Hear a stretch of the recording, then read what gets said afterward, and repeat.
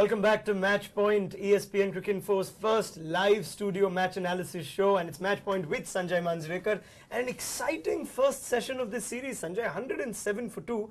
Who do you think goes back into lunch a little happier? When you look at the pitch, the way it's played, you know, considering people were talking about the darkness and bit of moisture, it's played okay. It's looked like a pitch where you can hang in, get runs. So when you look at the surface, then you've got to say India had the better of the West Indies because they picked up 2 wickets. And that included the wicket of Chris Gayle, who can completely, you know, destroy you on a good day. Yeah. So maybe India's day more, or India's session more than West Indies. Yeah, there's a lot of talk about the pitch in the morning. It's a different color, people finding hard to read. You suggested that this could turn out to be interesting over the next few days. First session hasn't given away much. It's been nice. Samuels has played some shots. So it's been a good batting wicket so far. Yes, I think what's evident or what stood out was the bounce. You know, the ball wasn't carrying to the keeper at the height that you would expect. But you also wonder whether sometimes what happens if there is dampness in the pitch, the ball obviously doesn't find a hard response and the bounce dies. Very often, and especially at the Eden Gardens, you see on day 2 and 3 when the pitch gets harder with more sun, the ball tends to carry a lot more. We'll have to wait and see whether that happens. But you can say that there wasn't, you know, that kind of help that the seamers would like, or spinners as well. So, yes, 2 wickets is a good start for India. Yeah, it is a good start for India. And, Marlon Samuels, like we mentioned, got off to quite a flyer. This is the match situation. Of course, 107 for 2 on lunch on day 1. Bhuvneshwar Kumar got the early wicket once again. It's amazing as to how often he gets it. We'll have a little more talk in detail about Bhuvneshwar Kumar. Mohammad Shami, debutant. Good first outing for him. Got a wicket as well. Sharp and bouncy. Liked your first look of Shami? Yes, and you know, it's something that I keep harping about is wrist. You know, wonderful, strong wrist behind the ball. And maybe the batsman, you know, got a little deceived by the pace on the ball. It was good thinking, you know, to bowl a bouncer, because that doesn't come as a natural thought for most Indian bowlers, and especially on a pitch that had no bounce at all. And to get the ball to come up and at pace and get a batsman playing a fall shot was good thinking. I thought both young seamers weren't bad at all. All right, so good start from the Indian seamers as far as Sanjay Manjrekar believes. We've also got to think of, see how the West Indies reacted to the spinners. That was interesting. Ashwin came on in the 10th over, which is a reasonably early time. Second ball, I think Kieran Powell came down, hit him for 6. Oja, first ball, Samuels hit him for 6. Some kind of intent shown, interesting intent shown by the West Indies against Indian spinners. Yeah, this is modern day cricket, you know, because when they want to show intent, they hit the ball in the air. And they're not afraid to hit the ball in the air, as batsmen used to in the past. But there were a couple of miscued shots as well, you know, not convincing hits. So sometimes you wonder whether it is that attacking vein is coming out of insecurity, or they just feel that it's all too easy.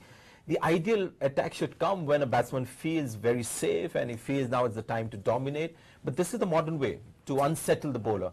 But you can expect Oja and Ashwin not to get too rattled by a couple of sixes.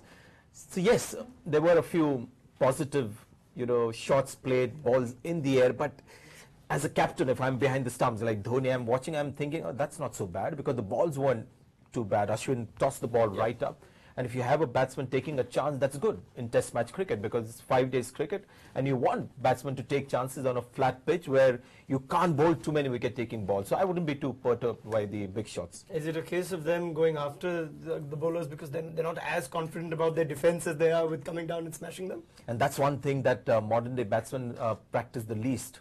In fact, during our times as well, you know, practicing the front foot defensive shot with the knowledge that there is a silly point of off short leg or a slip. So very often a batsman, even if he's a regular international batsman, looks at this situation and finds it a bit odd, because it's something that he doesn't face very often with the amount of T20 cricket, 50 overs cricket.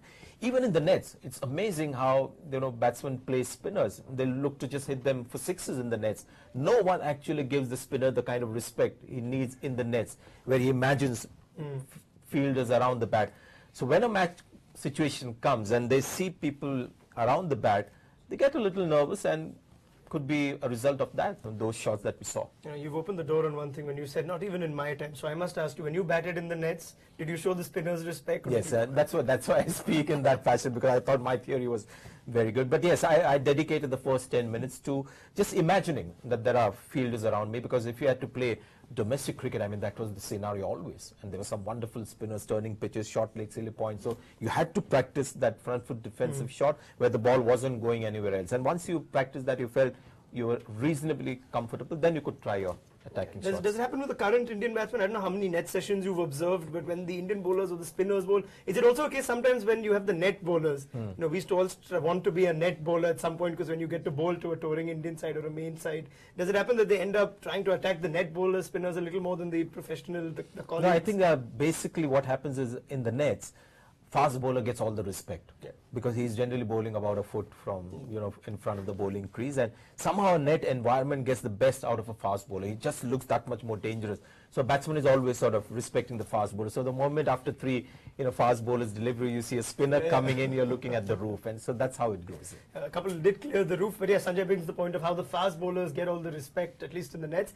One fast bowler who don't, it's one thing I'm calling him a fast bowler, but he's actually just medium pace. He's been effective, and Bhuvneshwar Kumar. Again, he's taken the early wicket. He took the wicket of Chris Gayle, and you've got to imagine it's such an asset for a captain to have a bowler who's consistently giving you early wickets. It's incredible. And, you know, once again, that is the key with Bhuvneshwar Kumar that you're seeing there, you know, the discipline. And we saw him the first time in a day-night match where he was bowling with the white ball, and he got banana swing. He got the swing of the old, the Manoj Prabhakar kind of swing, the Bob Massey kind of swing. Today it was more seam, but that's a wonderful gathering, you know, and that is his hallmark. And the white ball that you see there is almost sort of halfway. Yeah, have a look at that. Correct. If you just look at where Bhuvneshwar Kumar, we're just showing you the pitch map as to where Bhuvneshwar Kumar is bowled. You could look at it, a lot of balls pitch around leg stump and go away. Now we were seeing this quite consistently, Sanjay. He bowls it at about leg stump and it goes away. Gayle and Powell consistently kept playing. They got the odd edges going for 4, and they just kept playing and missing. Eventually Gayle got the edge. What does he do that makes the batsman just play as much? See, one of the reasons Bhuvneshwar Kumar is successful and gets you early wickets is the fact that you saw where he bowls. And the ball does something after it pitches. And that length and what the ball does after it pitches is a nightmare for batsmen who don't like to move their feet. Now look at the number of balls outside the off stump. How many did the batsman leave alone? Now that's another shot, you know, like the Bengal Tiger. I feel that shot also is getting extinct in cricket, the leave alone shot. I mean, how many balls are there? I think what we did see was there was very few that they left alone. So even the balls that were extremely wide, they did play. We're not sure, we can't show you a graphic on how much they played and left. But I think that's where somebody like Chandrapal will make the difference. He will be somebody who would just leave the ball without have that patience to just let them go. Absolutely. And as I was saying, you know, for modern day batsmen, when you're rooted on the crease. Now look at Chris Gayle's dismissal. That ball is short and he's on the crease and he's just poked his bat at it. Because he's on the crease, he's looking at that ball as a good length ball. An old-fashioned batsman, or you'll see Chandrapal actually doing it. When he sees the ball halfway down, he's going to go right back in his crease, and then he's going to have a better look at the ball and either leave it or play it. The simple logic is when the ball is outside the off stump and you don't want to score runs off it, then why play it? Because the ball is not going to hit the stumps. So, you know, sometimes you've got to go back to the basics. But because there's so much of T20 cricket, 50 overs cricket, you're tempted to play every ball. So that's how Bhuvneshwar Kumar strikes. He bowls it outside the offs and the ball does something. People who are on the crease, people like David Warner, you know, who he got out very often. A lot of the Australian batsmen in the Test series who didn't like to move their feet were in trouble with Bhuvneshwar Kumar. Yeah, you'd wonder if it was Chandrapal and Callis or maybe Trott batting both together, how many balls they would have just left alone, and Bhuvneshwar would have been a different, it wouldn't have been a talking point right now. But one thing you did mention on how he gets the ball to do something. So it's of course the old question. People often get confused between swing and seam. You know, often when you see Bhuvneshwar Kumar, you think, what a great swing bowler.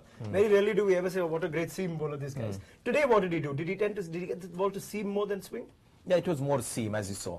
You know, I mentioned that match against Pakistan when he burst on the scene and got everyone excited. That was swing bowling at its best, where the ball was doing this and deceiving batsmen. Today, it was more like Glenn McGrath, you know, very straight in the air and then just movement off the pitch. And I think this is where he's so impressive for somebody who's so young. You know, he realizes that this is a pitch where there's not going to be too much swing. So all he was doing to the left-handers was pitching the ball around middle stump and getting it to move off the pitch. I think he bowls that in cutter. You know, this is actually cut. You know, we use seam to cover up everything, but this is movement of the pitch, which is called cutting the ball. So that was more of a, not off cutter like this, but a ball that was just leaving the left-hander. And that's where he can call upon both his strengths. I think he's a natural swing bowler as well, and a guy who gets the ball to seam of the pitch. So on a given day, given batsman, he can actually call on both those the skills that he has. Can he get the ball to cut both ways? Because I think one thing we saw consistently was he was just getting the ball go across, and you had both left-handers, like you said, tempting to play, and eventually one of them gave their wickets away. Can he do the other thing and bring it in? Because that would make him a lethal bowler. Yes, I think what has happened in modern day cricket is with the increase sort of not pressure, but this campaign of coaches to get bowlers not to go to side arm like this and bowl, because that might put too much pressure on your back. More and more of the modern day bowlers are bowling with the wide sort of open chested bowling action. Now from that action to get the ball to come back in is going to be difficult. Just to compare, who were the classic old time, the older guys bowlers who could get this, could bowl the outswing a lot easier. The Kapil Dev, the Wasim Akrams with his left arm could get the ball to come back in. Waqar Yunus, all these guys, Ajit Agarkar when he started off, who's going to be on a show later, bowling that outswinger, those guys could get it at will because of their bowling action. But now it's more sort of straight, open chested. To get that ball in is going to be difficult, but he can surely get it to cut back to the left-hander. But he can then go round the wicket and get it to come back into We saw a brief spell round the wicket, but he just got in for an over. MS Dhoni just wanted to change things before lunch. But Bhuvneshwar did most of his work in the early session. The other thing that would surprise you if you look at Bhuvneshwar Kumar, the person who gets the new ball, invariably you want to see a tall, broad, strong guy, bowling it at you, almost scaring you. Bhuvneshwar is this thin, lanky, looks like such a lovely person. You'd probably have him home for dinner sometime. Where does the factor come in of Bhuvneshwar being effective when he's not physically as strong as some of the new ball bowlers around the world? A good question, actually. I'm guessing, what's his weight? I mean, he must be, 62, 65 kgs? I mean, that has to be one of the lightest fast bowlers to have played the game. But what he does well is that, very often when you see a bowler, for example, Shami Ahmed, when you see him, you can see that Shami Mohammed, no? Mohammed Shami. When you see him, you can see where he gets his pace from. Shami Mohammed gets it from his wrist, last action. With Waqar Yunus, you could see that when he ran in, all the pace was derived from that run-up. With Bhuvneshwar Kumar, it's an equal division. He gets that run-up to come in good, the bowling action as well, the wrist, everything is in proper balance. But the key is that little frame of his, that little packet of energy is moving in a very narrow corridor.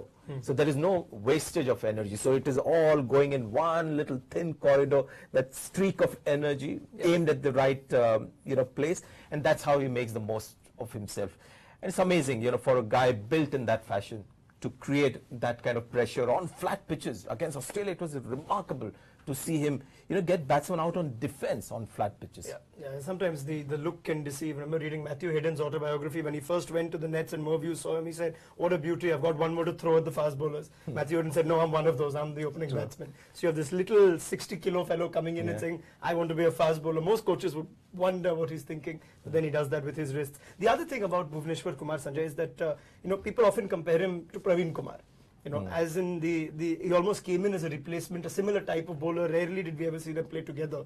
But the difference, I think, lies in the difference that I think MS Dhoni seems to like him a lot more. What is the major difference that separates Bhuvneshwar Kumar from Praveen Kumar? I must tell you one thing. Praveen Kumar, impressed me greatly in England. When India was there, Zaheer Khan walked off at Lords, and Praveen Kumar remarkably and brilliantly, shouldered the bowling attack for somebody again with limitation. The difference between, I think, Bhuvneshwar Kumar and Praveen Kumar is Kumar is more a swing bowler. And if you see, his run-up is nothing. He's just sort of trundling. And sometimes he even bowls without a run-up. We've seen that. Yeah, we've seen that, and with the shirt out and everything. And then it's just the bowling action and good wrist that comes in, and he looks to swing it, and it's early swing. So the batsman sees very early what's coming at him.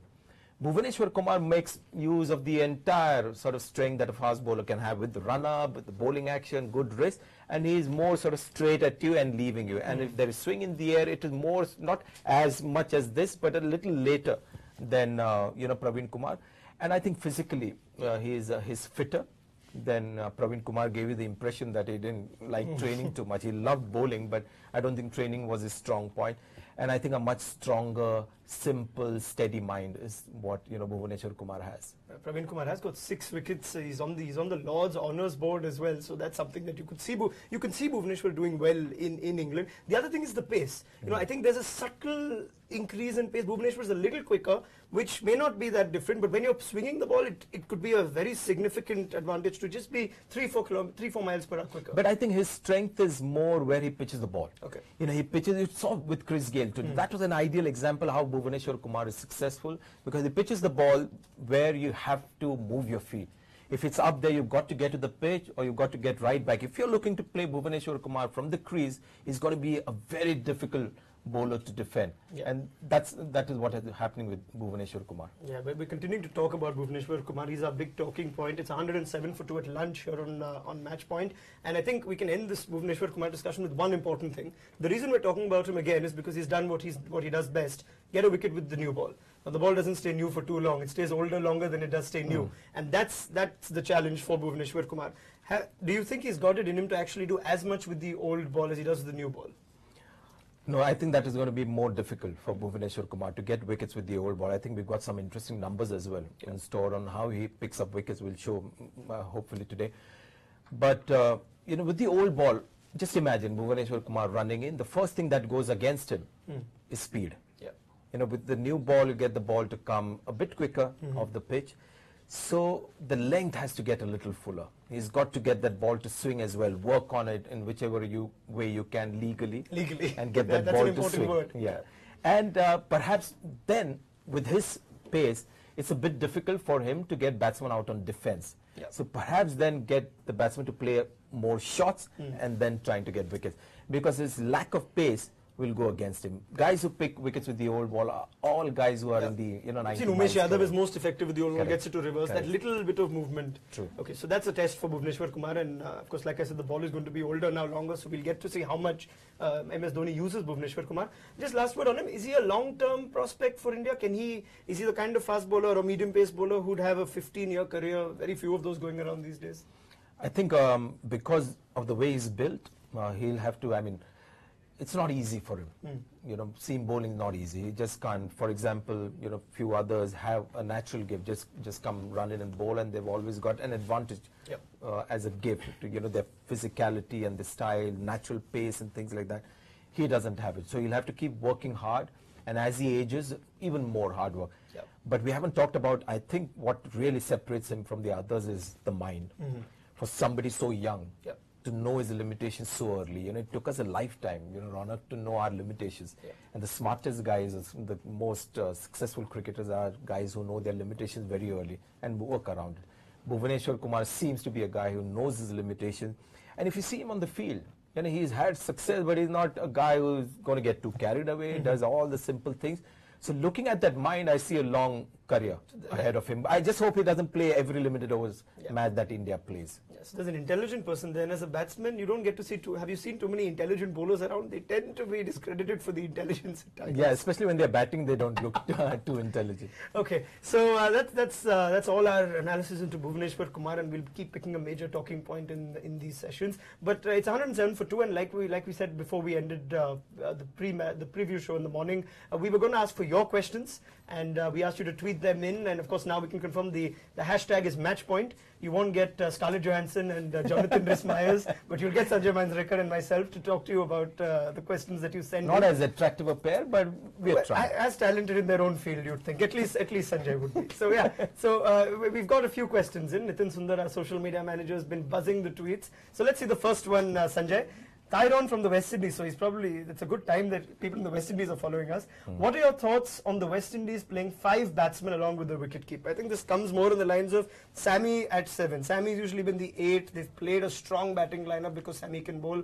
Your immediate thoughts? Were you surprised? No, I think they were forced to have a balance like that. You can argue with it if they have taken a punt on the bowling, where they have included 5 or 6 bowlers and gone short on batting. When you look at the bowling attack, it's actually 2 seam bowlers, and Sammy will be the 3rd seamer, and 2 spinners. And 2 spinners purely because they've seen this pitch, it's going to get rough according to their estimation. So they felt they needed 2 spinners who have actually impressed a few people by their prowess. So I think that is the reason they've gone with 5. And when you have Dinesh Ramdin and Sammy as your 6 and 7, I think that's a fair call. You know, one interesting observation we made was we saw Dinesh Ramdin's played 52 test matches. My father played 53 actually, and I suddenly thought, you know, Dinesh Ramdin and my father on the same sort of quantity of test matches. It took him about 10-15 years to play those. Yeah, you bet. You shouldn't say much about Dinesh Ramdin, otherwise he'll score 100 and probably ask us to talk now. Hold up a banner. But I don't know if he's watching this, but let's see if this makes the news. All right, let's take the next question. Thank you, Tyrone, for your question. Vinayak Shandilia from Indonesia. Why is Sunil Narayan not picked for this test? Subcontinental pitches should do wonders for them. This is a major talking point as far as West Indies go. In fact, everyone's suddenly woken up today and seen Sunil Narayan's not in the 11, not realizing when the squad was announced a long time ago, he was never there. But no one is paying attention to the West Indies team. That's why we spend a lot of time with them in match point in the morning. We're trying to balance it out. Absolutely. So what is the Sunil Narayan factor? Why is he not made it big in Test cricket as such? Yeah, the question was asked to Ian Bishop as well in commentary, and I have also asked that question during the Champions League. You know, when again Sunil Narayan was brilliant. You know, I need all the T20 tournaments that you see, and I have the same theory with Ajanta Mendes, Sunil Narayan, that they are so good at that level. And it's not that they are good at T20 level because they are good defensive bowlers. They get batsmen out on defense in T20 cricket. So that tells you something about the bowler. Now, his performance obviously has been disappointing, and that's why he's been dropped. And you can't argue with that, because finally performance has to be rewarded. Unlike with some players, it doesn't, you know, non-performance gets rewarded. But that tends to happen. So 3 wickets, I believe, in that test series against Bangladesh. He's got a 5-wicket haul somewhere in a test match. But my feeling is that he bowls the same kind of length. I'm a huge fan of length more than line. And in T20 cricket, you know, the batsman is thinking, I'm going to hit this ball for 4.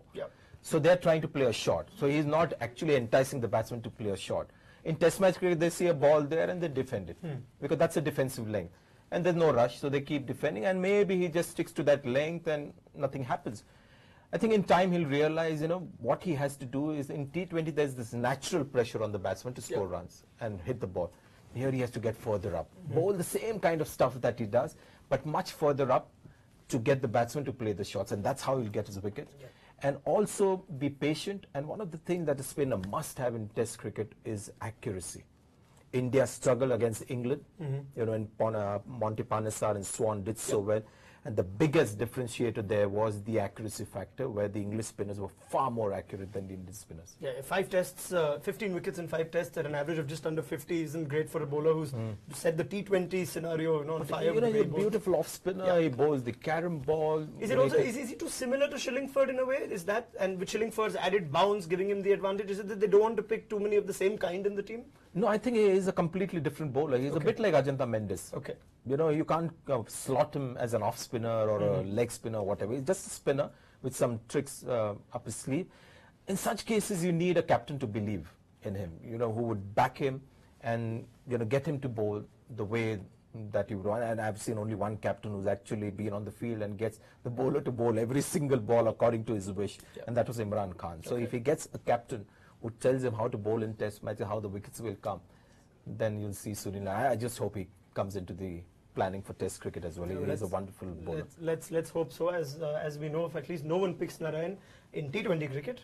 As of now, the West Indies selectors are part of that list as well. They've not picked Narayan for this series at least. Let's go to the next question and see. Thank you very much for your question. Came from Indonesia, that last one. Pratyush Jha from India.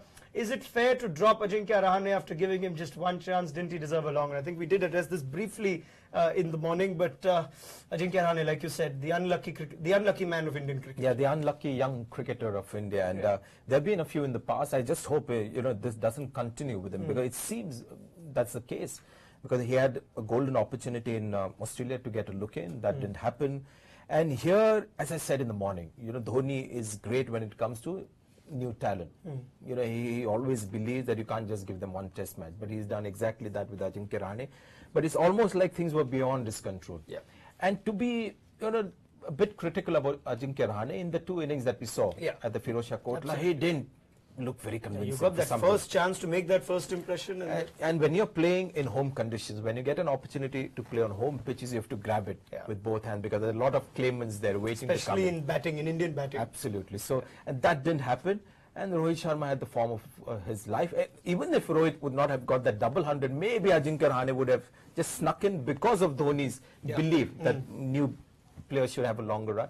But Rohit Sharma just sealed his fate. So one Mumbai fellow pulling down another one. We call it Khekra mentality and crab mentality. Yeah, so that's happened with these two. Tragic. What would you, if you were to write Ajinkya Rahane's biography, what would you call it? If it were to be written now? Now I'm the unlucky man. Another unlucky cricketer from Mumbai, Padmakar Shivalkar, happens to be one of the unluckiest cricketers ever. All right. So if you just take a contrast, of course, average is 60, Ajinkya Rahane. Rohit Sharma averages 60. They've got about the same number of runs, at around 5,000 runs or so. So there's nothing much to choose between them. But I think somebody just went to Rohit Sharma before the 7th ODI and said, if you don't score a double hundred, you're not going to play in the test match. As a joke, you can imagine MS Dhoni probably Rohit saying, I want to play in the next test. Said 200 mark. Probably would have said that, and that's exactly what happened. I think we've got one more question which we've got time for. So let's take that one as well. Thank you, Pratyush, for your question. Vignesh Swaminathan. Wow. Post Sachin, who should play at number 4? Kohli or Rohit? I'll add that and say or somebody else. Let's keep that open. It's a no-brainer for me. Virat Kohli. More compact, more experience, runs in overseas conditions. Cheteshwar Pujara is number 3 for the moment, but there is a strong, there's a thought in the Indian think tank, I get to hear, that they want eventually Pujara to become the opener. In different conditions. Saurav Ganguly has been talking a lot about the 15 overseas test matches coming up from that front. But let's hope Murli Vijay is able to keep his place. Yeah, in challenging conditions as well. There aren't too many people that are hoping for that. I think a lot of people are calling for Murli Vijay's place in order to give which is a little unfair. I mean, on sheer strength of recent performances, he should be there. But there are people who believe that, in maybe difficult conditions, Murli Vijay may not come up with the goods, but it's not fair to speculate in that fashion. We'll have a look whether So Virat Kohli, number 4 for me, and Rohit Sharma, number 5 and 6, and you've got Rahul Dravid as well to endorse my views. So there you go. I think we don't need to add to it, Sanjay. Your view is good enough. Don't worry about it. Yeah, but there is Rahul Dravid, and we'll have more of Rahul Dravid as well. Also, Murli Vijay is quite a character. We saw him take a catch to dismiss Chris Gayle, and there was a style about that catch. You would never see Rahul Dravid take a catch, hold on to the pose, make sure the cameras get it, look around, and make that catch look like a spectacle in itself. He's got good hands, Murli Vijay, and he's one of the only new age cricketer you'll find who would take a catch in the deep and not fall down. This tumbling thing has become so much that you'll see anyone taking a very simple catch, first they'll take it very low down, then there's a tumble. Murli Vijay will take it the old-fashioned way, stand tall, take it near the chest. So he's a very confident guy when it comes to catches out there in the deep. So that was and that's another improvement area for India, the slip cordon. They've discovered Ashwin. Virat Kohli is brilliant. Suresh Raina, if and ever when he plays test cricket, is another great slip field, and Murli Vijay today has shown that he's quite comfortable there. Is Murli Vijay one of those MS Dhoni favourites again, Chennai Super Kings man as well? I'm not so sure, because he dropped him for the Champions Trophy in the first match, and he punted on Rohit Sharma to open the innings, when all of us thought, Murli Vijay was going to walk in. So he went on, just gut feeling. But you're happy that they've not mistaken his one-day form and punished that with a test very match. Often we sort of confuse one-day performances. They're two different ball games. Yeah, but Rohit Sharma will be saying, what the hell, I got in anyway on the one-day performance, so don't worry about it. So so it's been a good session. 107 for 2 is what the West Indies end at. Marlon Samuels is going to do something or the other, and without quoting anyone else famous, just get the feeling something's going to give in the next half. So let's see how the next session goes. We're going to be all poised and watching it. And Sanjay will be back during tea on Match Point. And do send in your questions, as we'll take as many as we can during the course of the day. The hashtag is MatchPoint. The handle of course is ESPN Cricinfo. And the challenge for us is when the hashtag MatchPoint comes, people think of Raunak, Kapoor and Sanjay Manjrekar. That is exactly what it is. Twitter should be changed. The trend worldwide should change soon enough. If not worldwide, well, at least in the 2 countries that are watching this. That's pretty much what we've got time for. We'll be back at tea. We'll come up with something interesting. 107 for 2. Marlon Samuels and Darren Bravo, the Brian Lara, the heir to Brian Lara's nothingness. I thought you wouldn't mention that. I must, because all that we saw when we were watching it was the comparison to Brian Lara. It's amazing to compare 2 people who just look similar. It's like comparing Nasir Jamshed and Inzamam ul Haq statistics. Not really going to work. But let's see what the next session shows up. Sanjay and we'll be back during tea on Match Point. Thanks for watching. Enjoy the cricket.